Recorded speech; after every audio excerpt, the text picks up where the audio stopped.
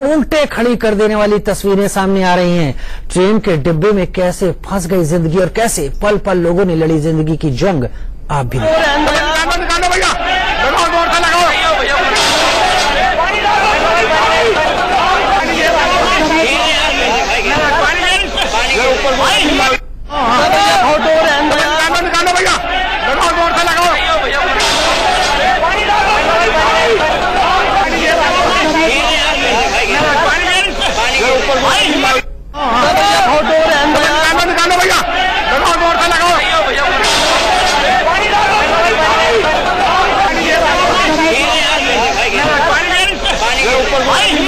तस्वीरें दिल दहलाने वाली हैं, तस्वीरें हृदय विदारक हैं। जो घायल हैं और जो इस हादसे के दौरान डिब्बों में फंसे हुए हैं, उनकी स्थिति आप सभी देख रहे होंगे। रेल हादसा कितना भीषण है, हर तस्वीर अपने आप में वो कहानी बता रही है। तस्वीरें विचलित कर सकती हैं अपने दर्शकों से। हम सिर्फ ये कहना चाहते हैं कि हम उन हादसों को आपके सामने, उन पलों को सामने रख रहे हैं जिनको इन मुसाफिरों ने जिया है। तस्वीरें आपके टीवी स्क्रीन पर इस शख्स खुद को बचाने की गुहार लगा रहा है।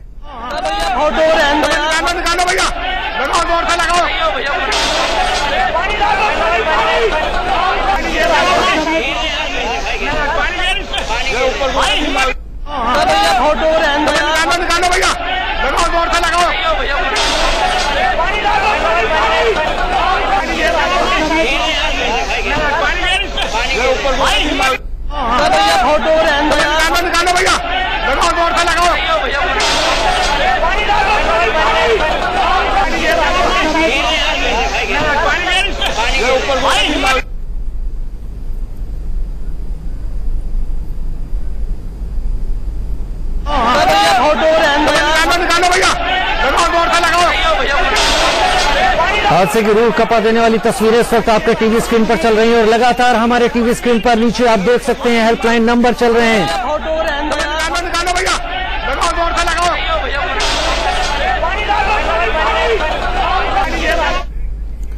और मुजफ्फरनगर रेल हादसे ने लोगों को जीवन भर का दर्द दिया है। लोगों ने अपनी आंखों के सामने अपनों को खो दिया। इंडिया न्यूज संवाददाता ने उन लोगों से बात की जिन्होंने हादसे को अपनी आंखों से देखा है। इस हादसे में किसी ने अपने बेटे को खोया, किसी ने अपनी मां को, तो किसी ने अपनी बहन को। और इस पूरे हादसे के बाद जो लोग किसी तरीके से अपनी जान बचाने में कामयाब रहे, अब उन्होंने पास की एक मंदिर में शरण ली है। आप देख सकते हैं ये सभी लोग मुसाफिर हैं जो कि इस ट्रेन के अंदर सवार थे और किसी तरीके से इनकी जान बची। तो अब ये लोग यहाँ पर आकर मंदिर में ठहरे हुए हैं। किसी की बेटी का पता नहीं चल पा रहा है, तो किसी के भाई का कुछ पता नहीं चल पा रहा है। आप देख सकते हैं किसी के हाथ में चोट लगी है तो किसी के पैर में। बाबा, आप कितने लोग थे इस ट्रेन के अंदर? जब 70 आदमी। कहाँ से आए थे, कहाँ जा रहे थे? जगदीशपुरी से आ रहे, राजस्थान के आदमी, राजस्थान के, और हरिद्वार को जा रहे साहब। रीना हमारे साथ मौजूद है, ग्वालियर से आ रही थी, हरिद्वार जा रही थी। 2 बच्चे साथ थे, भतीजा भी था। बच्चे तो मिल गए हैं लेकिन भतीजे का अभी तक कुछ पता नहीं चल पाया है। कई घंटे बीत चुके हैं और रो रो कर बुरा हाल है। पति हैं जो कि खुद अपने भतीजे को ढूंढ रहे हैं, यहाँ तहाँ कुछ नहीं पता चल पाया भतीजे का। हॉस्पिटल जा रहा हूँ सब बच्चों को लेकर। वहाँ देखता कितना बड़ा था भतीजा आपका? 22 साल की।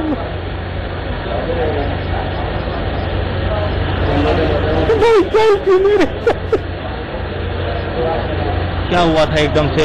धड़धड़ाहट हो के साथ मालूम नहीं चला, अंधेरा छा गया पूरी गाड़ी में। क्या हुआ, ये बच्चे मेरे बगल में थे तो लोग वाग इनके ऊपर गिरने लगे, तो खिड़की से मैंने हाथ लगा के इन बच्चों को बचा लिया और उसको मैं बचा नहीं पाया। देख सकते हैं किसी तरीके से पास के मंदिर में शरण ली है, अपनों को ढूंढ रहे हैं, बिलख रहे हैं और उस मंजर को याद कर रहे हैं।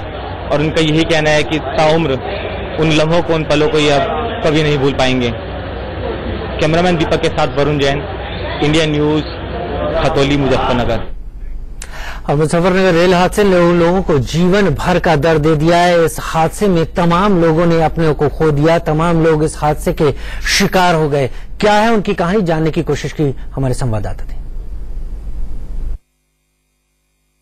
हर हादसा अपने पीछे कोई ना कोई सवाल जरूर छोड़कर जाता है और कलिंग उत्कल एक्सप्रेस वाला ये हादसा भी, ये दर्दनाक हादसा भी कई सवाल छोड़कर गया है। और सवाल सबसे बड़ा ये है कि क्या ये हादसा रोका जा सकता था? तो इसका जवाब है हाँ, क्योंकि एक लापरवाही ने तमाम जिंदगियां छीन ली। इस वक्त हम ठीक उस जगह पर मौजूद हैं जहां पर ये कहा जा रहा है कि रेलवे का कुछ काम चल रहा था और ट्रेन को यहां पर स्लो किया जाना था। पुलिस अपनी जांच पड़ताल यहां पर कर रही है, तमाम एविडेंस यहां से कलेक्ट किए जा रहे हैं क्योंकि हादसे की वजह, पुख्ता वजह खंगालने की कोशिश यहां पर की जा रही है। जो आसपास के लोग हैं उनका ये कहना है कि इससे कुछ दिन पहले भी जब यहां काम चल रहा था तो एक पैसेंजर ट्रेन भी इस हादसे का शिकार होते होते बची थी। जो तस्वीरें आप देख रहे हैं, ये औजार यहां देख रहे हैं, ये वो औजार हैं जो रेलवे के कर्मचारियों के औजार हैं और यहाँ पर रेलवे का कुछ काम चल रहा था और कहा यह जा रहा है कि यहाँ पर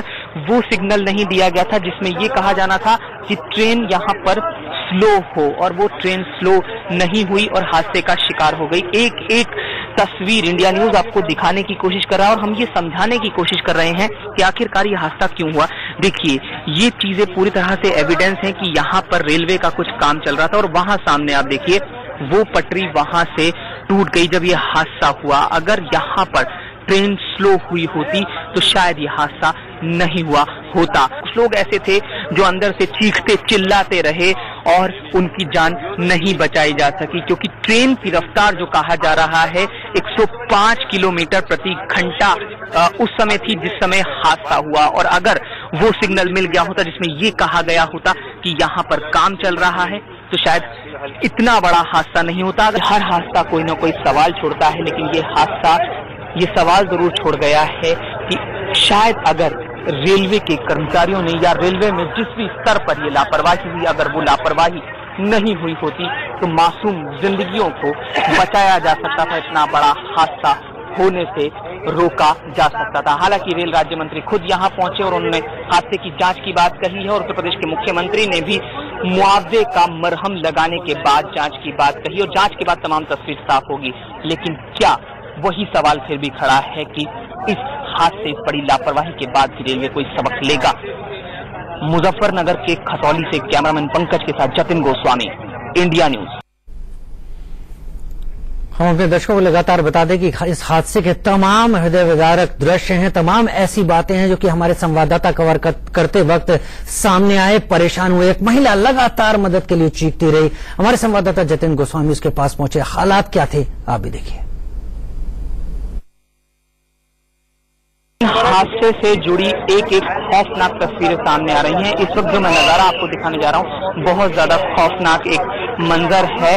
हम इस समय S2 बोगी के पास मौजूद हैं और ये बोगी पलटी हुई है और उसके नीचे एक महिला दबी हुई है और बताया यह जा रहा है कि महिला की मौत हो चुकी है और अब इस बोगी को गैस कटर से काट कर महिला की डेड बॉडी को बाहर निकाला जा रहा है। एयरलिफ्ट बैग की भी मदद यहाँ पर ली गई थी जैसा कि हमें जानकारी मिली है और एनडीआरएफ की टीम को आप तस्वीरों में देख सकते हैं। यहाँ पर अब इस बोगी के निचले हिस्से को काटा जा रहा है और उस हिस्से को काट कर यहाँ से डेड बॉडी को बाहर निकाला जाएगा। और ये सिर्फ एक डेड बॉडी नहीं, ऐसी कई डेड बॉडीज को एनडीआरएफ की टीम हो या दूसरी एजेंसीज हो, उन्होंने बाहर निकाला है। और आप अंदाजा लगा सकते हैं उस तड़प का जब वो महिला यहाँ पर चढ़ती होगी, क्योंकि जिस महिला की ये डेड बॉडी बताई जा रही है ये भी बताया गया है, चश्मदीदों से हमारी बात हुई है कि उसने गुहार लगाई। जो लोग यहाँ पर मौजूद थे उन्होंने इस महिला को निकालने की कोशिश की, लेकिन वो अंदर से चीखती रही, चिल्लाती रही और उसकी सांसें यहीं पर दफन हो गईं।